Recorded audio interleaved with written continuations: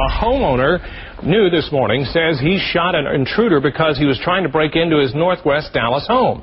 CBS 11's Beth Wagner joins us live from the scene. Beth, good morning. What happened to that suspected burglar? Well, good morning, Scott. You know, we are just learning that he did die from his gunshot wounds just a short time ago at Parkland Hospital. Now, Dallas police tell us around 1:30 this morning the suspect actually broke into a home on Cortez Drive, but he was greeted by a red-headed Mexican parrot named Salvador. Now, the bird said hello, and detectives say that greeting tipped off the homeowner, who then checked his home security surveillance cameras and then spotted the burglar. Well, he called 911. Then police say an altercation erupted and the homeowner shot the suspect. Family members say their dad's bird may have saved his life and his property.